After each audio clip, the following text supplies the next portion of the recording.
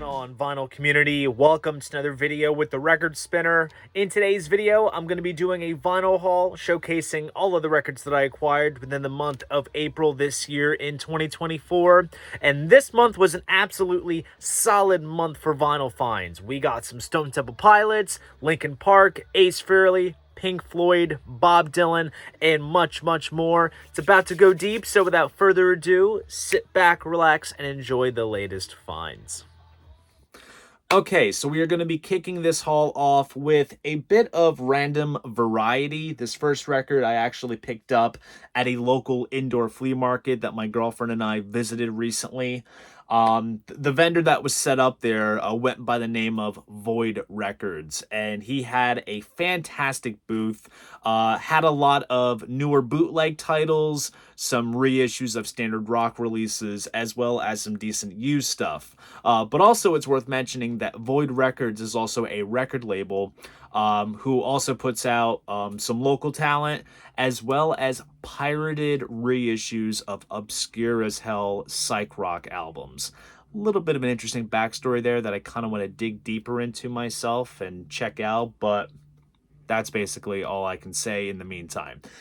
But I always tell Abby that every time that we go out and have an excursion, I always want to pick up at least one album. To then her response was, "You'll be broke if you're going to stick to that." But I managed to find a decent, inexpensive $20 bootleg. And that is, and when I say bootleg, this is kind of like a legal sort of bootleg type release. That is Roger Waters' Chaos FM 1987. Of course, Roger Waters of Pink Floyd. This was recorded during the tour for his album Radio Chaos, which was his first sort of outing after splitting with the Floyd. So this was, of course, amidst the period of lawsuits and ownerships and yada yada. And what's cool with this little collection is that, unfortunately, it is not the full show, but it does have a lot of the Floyd tracks. So, of course, you have things like Money, Have a Cigar, Wish You Were Here, Mother, Breathe, and then you have some solo cuts such as Radio Waves and The Powers That Be. So, honestly, not that bad of a small selection, and it does have some cool custom labels as well, as you can see there. So cool to have a little piece of Roger Waters live vinyl in my collection. Now here are some $6 finds, and these are really, really interesting. And this is one that I've always kind of been curious to check out, just due to some of the pre-supergroup history that this band kind of has in terms of the one specific member that's in there. And this is the album Nice by The Nice. And of course, if you are a progressive rock aficionado, you know that The Nice features a pre-Emerson, Lake and Palmer, Keith Emerson on keyboards. Davey O. List was on guitar. And this album, I would say, is one of the notable ones to check out of The Nice because it does have the tracks Hang On to a Dream, as well as Rondo, which ELP would actually do in their live sets. And this is, I want to talk about pirated releases. This is one of those sort of dodgy American reissues that came out around the early 2000s. It comes on this Pink Immediate label, and the etchings and the dead wax indicate that it was pressed at Rainbow. So God knows what the source was and what chain this kind of came out in back when it came out, but it doesn't go for a lot, and just down to that sort of ELP sort of history, I really wanted to check out this particular album by The Nice. And then we shift gears entirely with some modern sort of indie pop with the band Speedy Ortiz, and this album is called Major Arcana. I have listened to a couple of these guys' albums, and this is the one that kind of gets the most sort of heavy rotation based out of what I've heard. And it's honestly a really solid piece. If you're into things like Paramore and Always, I would definitely recommend checking these guys out. Nice little printed inner sleeve, standard black vinyl, custom labels, good stuff. And between this and The Nice for $6 each, I think that's those are very, very sweet prices. And then we jump into the big guns with some more Analog Productions Atlantic 75 releases. And once again, major shout out to Chad Kasem, who is the CEO of Analog Productions, Acoustic Sounds, Quality Record Pressings.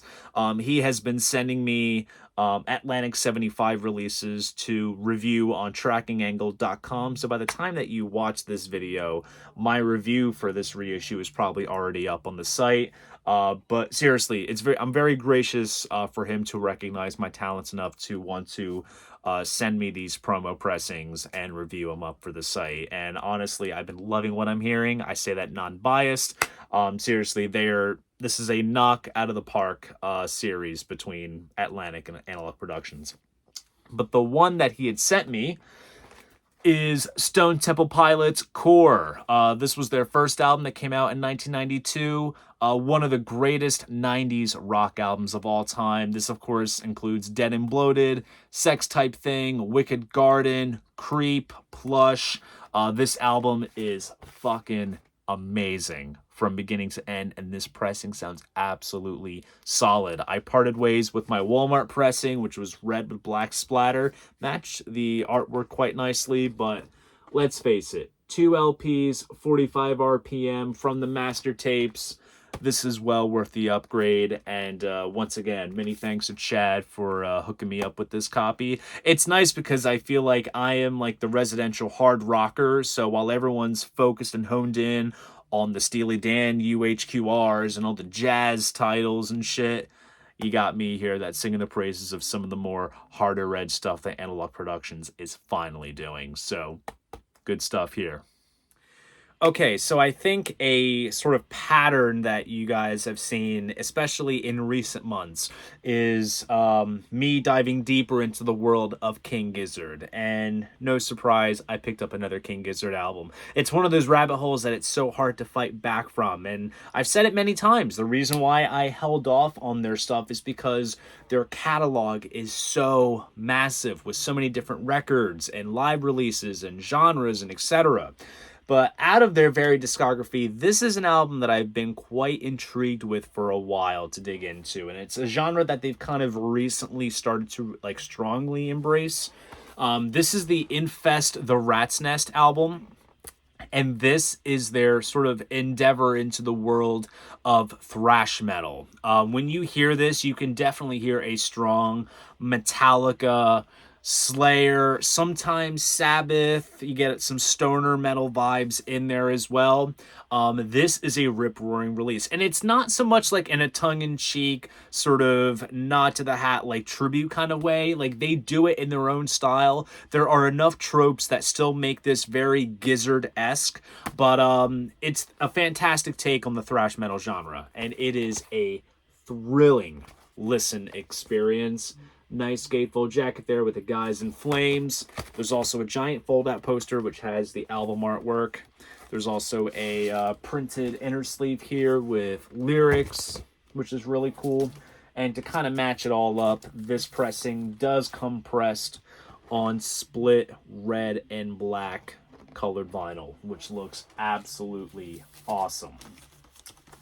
Then moving on to a Record Store Day release that came out, I don't know if it was last year or the year before that, but it was one of those European-only releases that never quite got a release here in the United States. And upon doing some research on Discogs, I found an American seller that was offering it for a very generous price. And this is an album that I am so excited to own. And that is the first album by Suzi Quatro. Of course, maybe more better known as Leather Tuscadero on Happy Days here in the States, but Suzi was quite the sensation over in England. This just has a fantastic sort of 70s glam rock sound. Tracks like 48 Crash, Glycerine Queen. There's also covers of the Beatles' I Want to Be Your Man, Elvis is All Shook Up, Shaking All Over.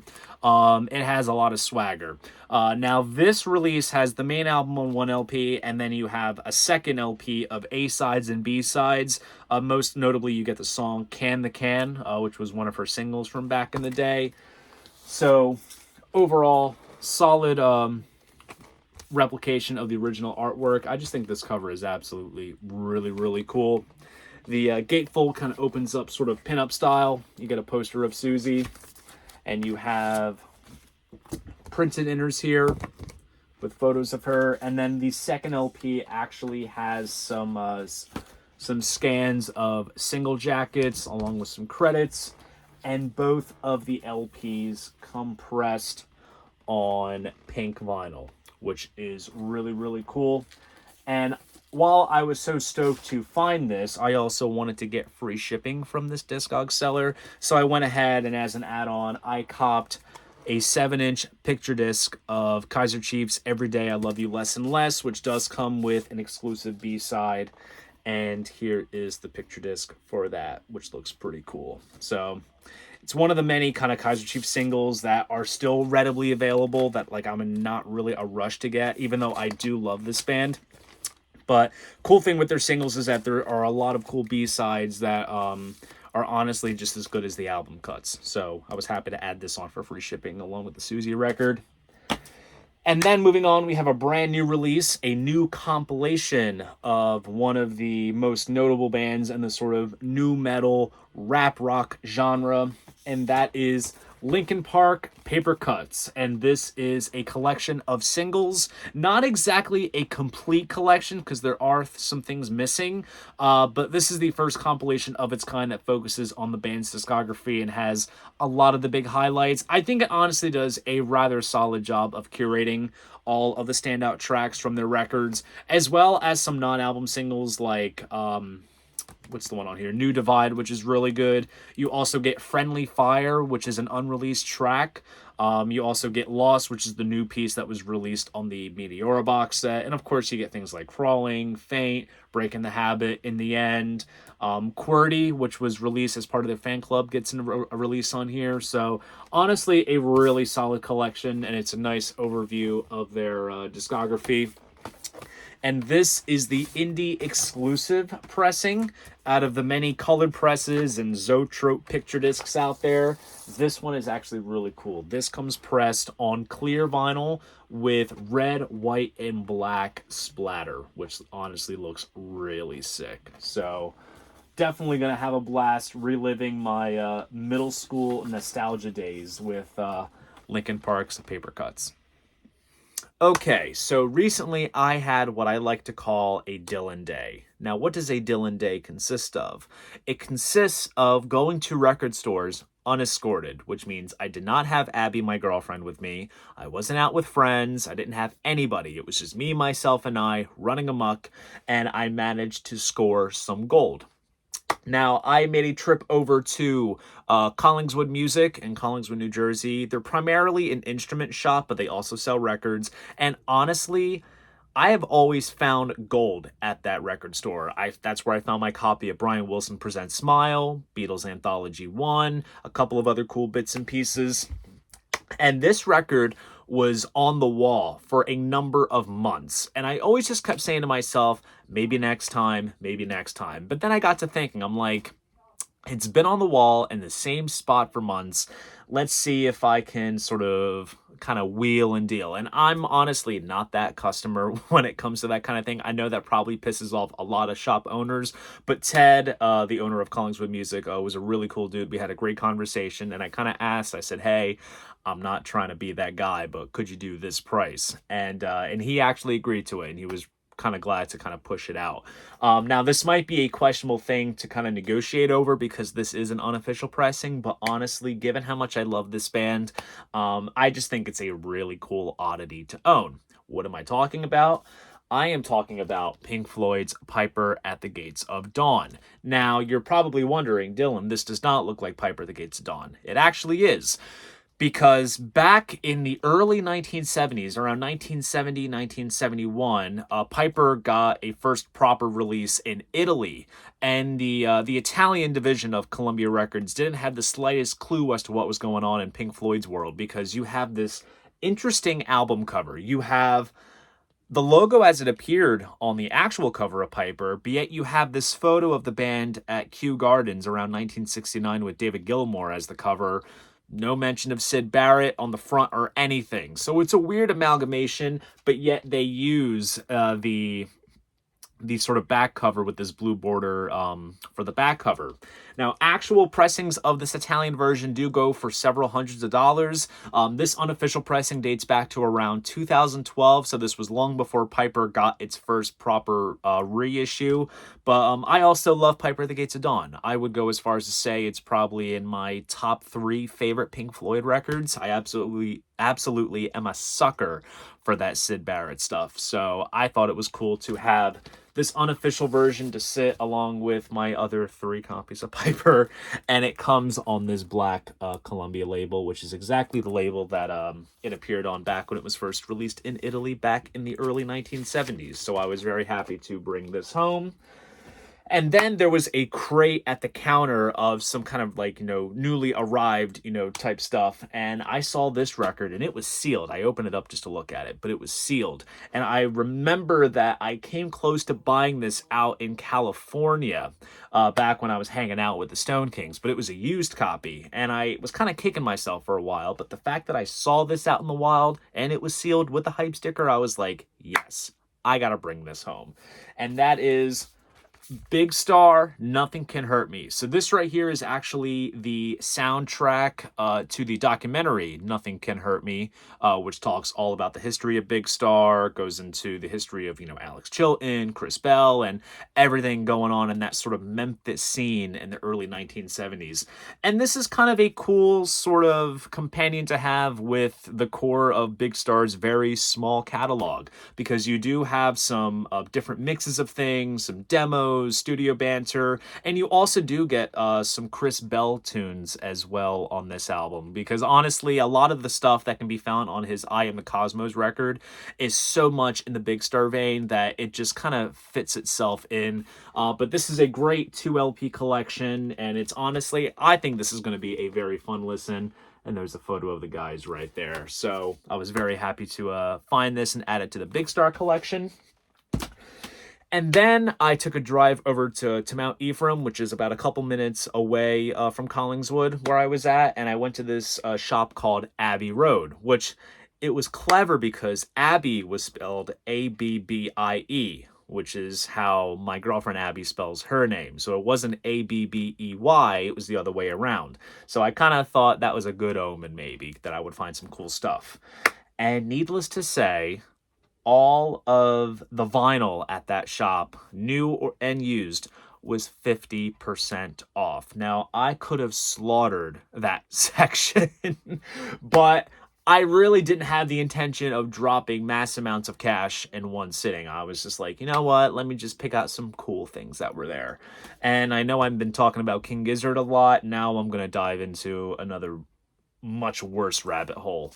And that is Music to Kill Bad People 2, Demos and Rarities, Volume 1. So this is a collection of various demos from a span of 10 years, and this is part of the official bootlegger series by King Gizzard. So alongside Gizzard's actual catalog, they also have a bootleg series where they will basically put out demos and live recordings.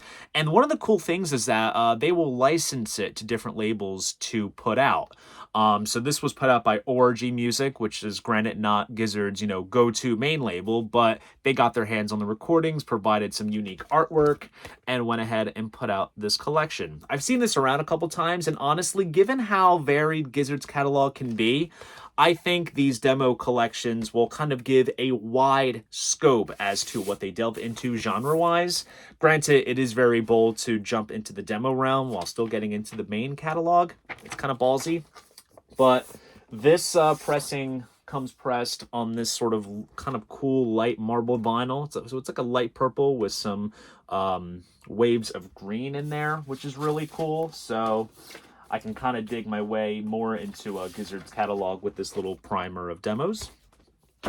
Then I found this cool double picture disc, and honestly, I just bought it because it's an obvious Kiss connection. And that is Ace Frehley's Space Invader. And this right here, I believe this was kind of put out in recent years because the logo is different on the front cover. But this is a double picture disc edition of the album. As you see there, cool shots of the the original Spaceman, and it also does come with a cool sort of backing sheet with a cool photo of Ace, and this sort of double picture disc gatefold sleeve. It's going to be interesting how to house this, because I want to put these in better sleeves, but it's a really cool thing to have, and hey, for half off, why not? And I also encountered a copy of Another World by Brian May, guitarist of Queen. I believe this was the follow-up album to the Back to the Light record, which I do really enjoy. And he is slowly re-releasing his solo stuff, so I figured I would give it a shot because, listen, I love Queen, and figured I'd give Brian's solo stuff a shot. Because I always loved the Brian songs that he always kind of sang lead on for Queen. So I thought that was really, really cool. So glad to get this for half off. And speaking of Pink Floyd, the first record that I showed, of course, I had to get my hands on the newest edition. This wasn't half off, by the way. I got this elsewhere. The new edition of Dark Side of the Moon. It's so interesting that they're still rolling out, like, 50th anniversary, you know, celebrations for this record, and to think that I might still be alive when this record celebrates its 100th anniversary. I wonder what they'll do on vinyl. Maybe they'll do single-sided UHQR pressings, 4 LPs total, but I don't know. But anyways, as you can tell, the artwork is slightly different. We have a bit of new design, which honestly looks really good.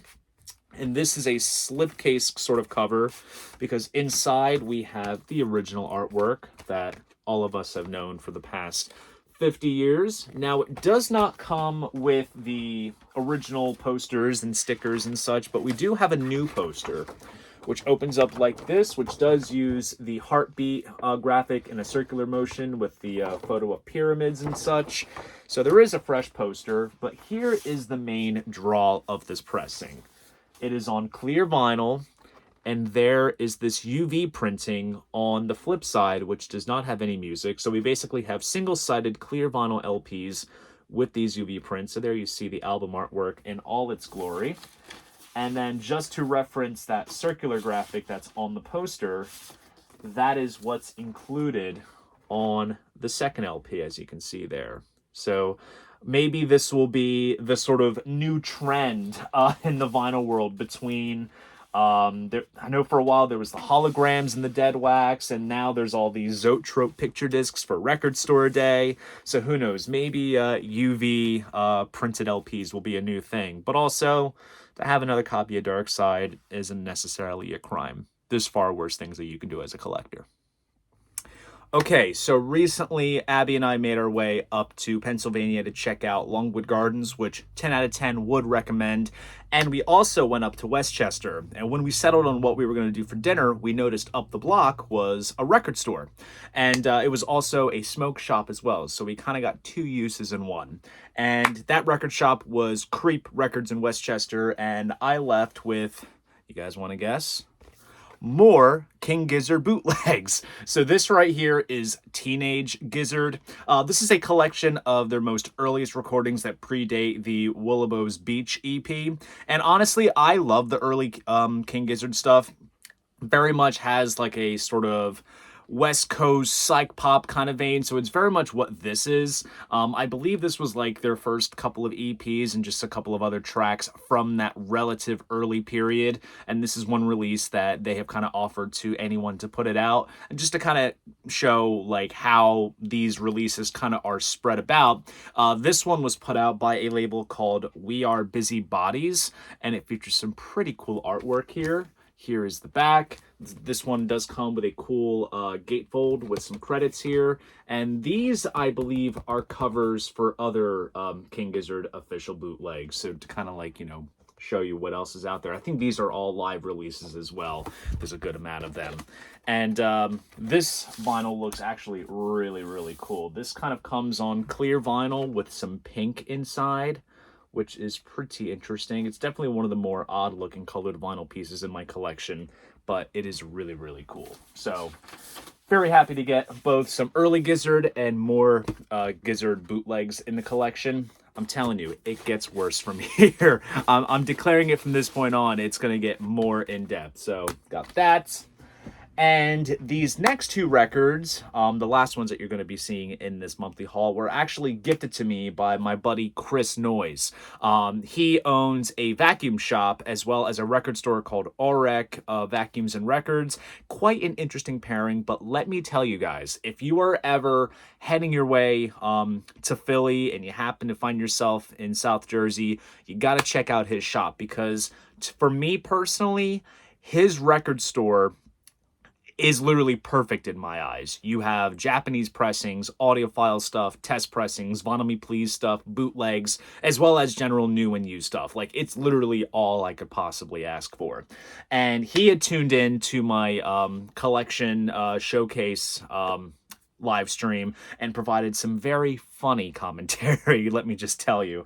But he popped in at the shop that I'm now working at, and he was like, I am shocked that you do not have any records by this artist. I guess it surprises people when I comb through things and there's nothing for, for certain artists and bands. So he went ahead and gifted me these and said that these were the two albums to go to, and then he kind of guided me into which albums to check out beyond these two. And honestly, it's kind of shocking that I don't have any records by this artist. And that is Mr. Robert Zimmerman, Mr. Bob Dylan. So he gifted me Blood on the Tracks, as well as Highway 61 Revisited. Of course, on this one, there's the track Like a Rolling Stone. I've always been, like, when it comes to Bob Dylan, he's one of those guys where, like, I respect and love the craft. He is a brilliant songwriter, but the voice is kind of give or take for me. It's, not as offensive as, like, Tom Waits or whatever, but it's just one that I haven't really quite delved into, and I know that this man is much beloved, just in the music circles in general, and I can now gladly say that thanks to my buddy Chris, I now have a little bit of a Bob Dylan primer, and leave comments if there's certain albums that I should check out for myself that you think I might like. I know we mentioned Blonde on Blonde was the next step, and I know that the Mobile Fidelity box set is out there too, as well as the Vinyl Me Please pressing, so who knows what the next steps are. But thank you very much, Chris, for some Bob Dylan editions in my collection. So there you guys go. That is my vinyl haul of all the records that I acquired within the month of April this year in 2024. If you enjoyed this video, please go ahead, give it a like, and subscribe to the channel. See you guys in the next video, and most importantly, keep the records spinning.